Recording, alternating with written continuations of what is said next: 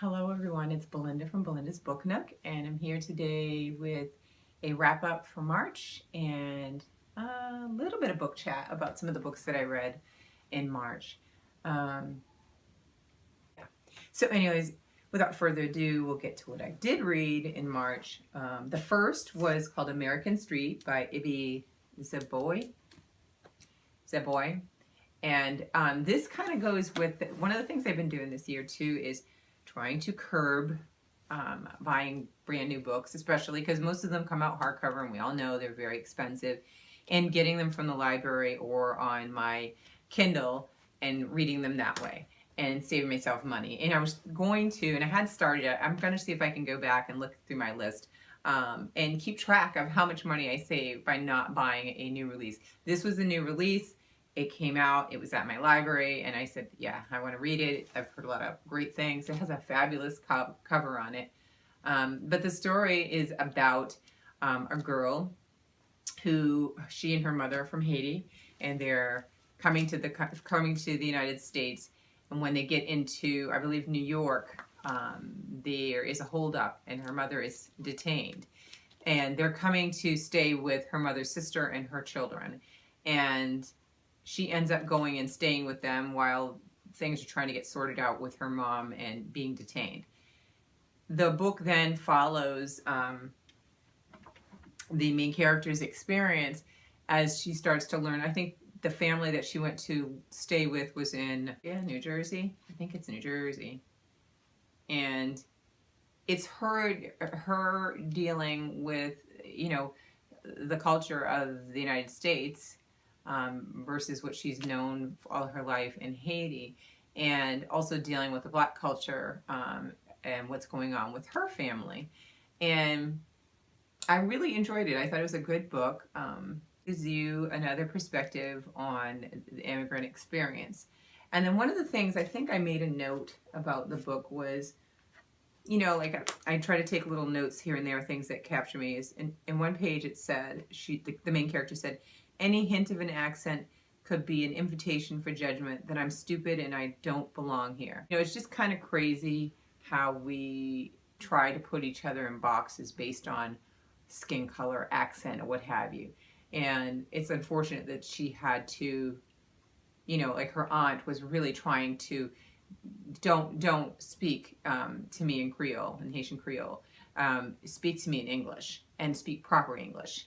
And it was very, she was very, very strict about trying to have her adapt really quickly because she didn't want her to be seen that way. And they also started to take on that opinion, which is a whole nother topic of discussion, but it was really interesting to see how it played out in this story. There were times in this book where it started to drag for me, but it was still a good story or repeat things. So those would be the only criticisms, but I think it's a good, enjoyable book to read, and there's lots in there to think about. So definitely a good one. That one's called American Street. But when I went to the library, they had this sitting in the new releases, and this one is called Why I March, and it's images from the Women's March around the world. And this book actually covers 7 continents, 82 countries, 5 million people, one movement. That's what they say on the back. And so what it does, it has pictures from all over. They'll show like the country, like, here in Chile. I'm sorry.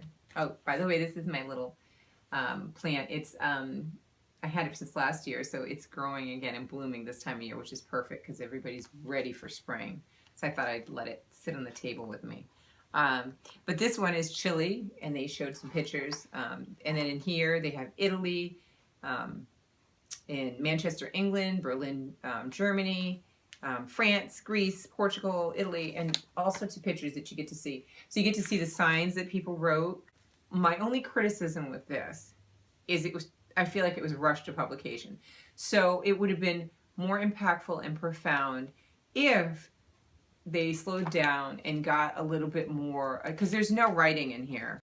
But it would have been nice, and maybe somebody will do this in the future, to kind of put some content, written content about, what the issues were that people were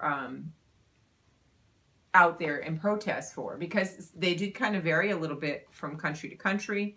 And it would have been really nice to get that.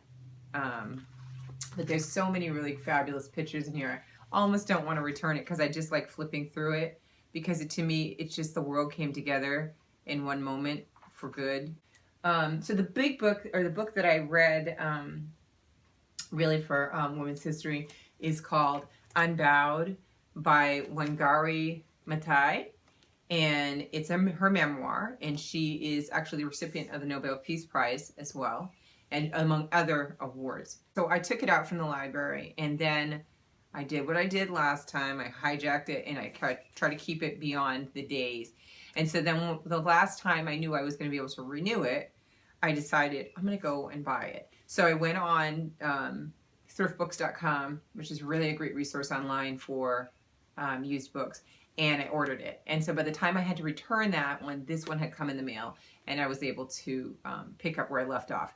And that's why you don't see as many flags in the front. I ended up putting notes in my Kindle, and then this is when I picked up on mine. So you see lots of flags. What I like about this book is that, well, many things, is that Wangari, she gave you the opportunity to see somebody that didn't have a lot of money or means, and how her single idea of planting trees in Kenya grew and bloomed and became a big movement, and was, internationally recognized, and collaborating with other organizations. She started what was called the Green Belt Movement. And that was her, that was her baby.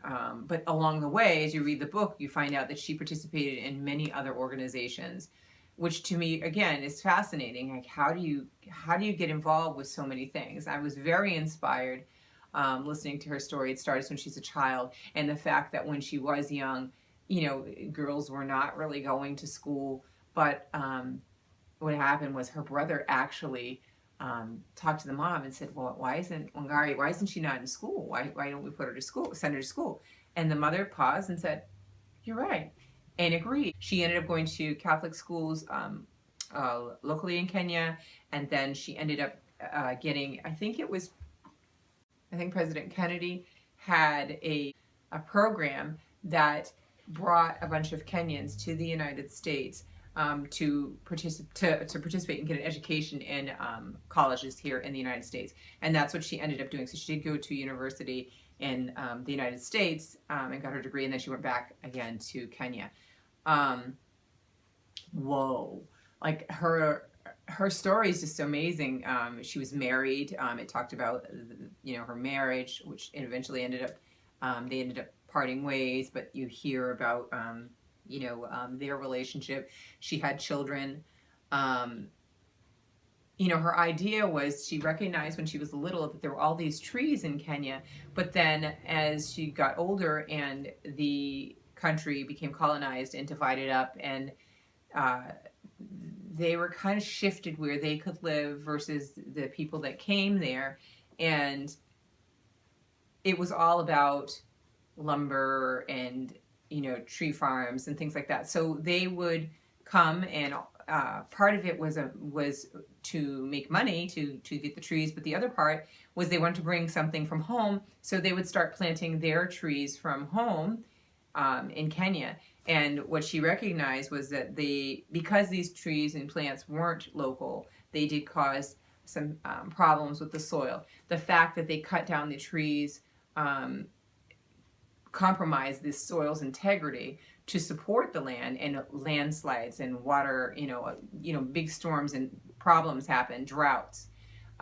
So the animals that were in that region, that were local to that region, were vanishing as these trees were removed. So she was fighting to plant trees because she wanted to bring that back and show how they are important within the country. And it also translated to other organizations in the African continent. And when she was in Kenya, the book also explores the corruption and how the corruption kind of formed within Kenya and Kenyan's political system and government, and how it was not support of her organization, and in points in the book where she had to fear for her life and she had to go into hiding. So there's those elements. I mean, it could be an amazing movie, and I did actually go online to find out that there is a documentary, which I haven't watched yet, because I'm still just digesting this from yesterday, the book. But an amazing story, and it just reminds us that we could all do, our own part. If you're interested in the Green Belt movement, you can go to www.greenbeltmovement.org, and you can look and see more information about what they are still doing there and other areas. Excellent book, highly recommend, highly, highly, highly recommend. I'll say I gave it a 4.5 maybe. The reason why not a 5, I mean 5 in my heart for the passion and what she's been able to achieve. But there were times where there was definite repeats. I'm like, did I read that again? Did I read that again? And the book jumps a bit. So it does go kind of chronological, but she does jump back here and here and here. And so at times a little jarring, but it didn't take away from the story much. I just thought it was fascinating. And she's a person to, we had from my home, for March, Kenya, it was the country that we are exploring. So we had some cuisine from Kenya. We made some mandazi, some donuts. And she was our person of the month. And I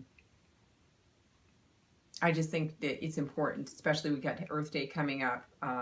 Yeah, I would love to go plant a tree, maybe in memory of her, or for the Green Belt movement, or do some type of donation on that day. So this might be something to read for Earth Day that's coming up. So that's Endowed, a memoir by Wangari Matai. And then with that, like I said, I was doing with my kids, we did I found a kid's book, which I wish I could keep. It's the library, so I have to return it. But this one is Wangari Matai, the woman who planted millions of trees. And let me show you why I want to keep it. Like, just look at the pictures inside of it. So pretty, really beautiful. I read this with my son, my youngest son, and we talked, I talked to him about it. But what was interesting is this really stuck to that story pretty good. I mean, it didn't cover, obviously, all of the details, but it got the gist of the story. In the back, here's a lovely picture of her, too. In the back, what I really liked about it is it does a timeline, the life of Wangari Matai. And this, you better believe I'm going to copy this. It starts in 1884, and it talks about gathered in Berlin, European powers set the rules of colonization and extend their areas of influences in Africa. And it goes then, jumps to 1920, and then it goes, from her birth in 1940, and it goes all the way to her death. And then it shows you here. And this talks a bit about Kenya today, which was another amazing bit of facts that I was able to give to my son.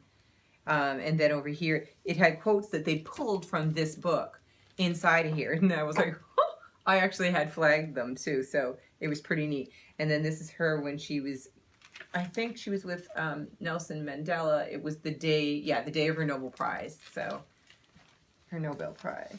So this is a great book to do with kids and even adults. If you didn't get a chance to read this, it gives you a little gist. This is the real deal. But this is definitely some great books about her. And we'll hopefully get to some other things this month. It's fast. This month is, my kids have their summer break, their spring break, so I will have to occupy time with them. So I won't probably get as much maybe reading as I would if they were in school. So I will let you know. I hope you guys are having happy reading and a great day, and hoping it's sunshine where you are. And I will see you soon. Bye.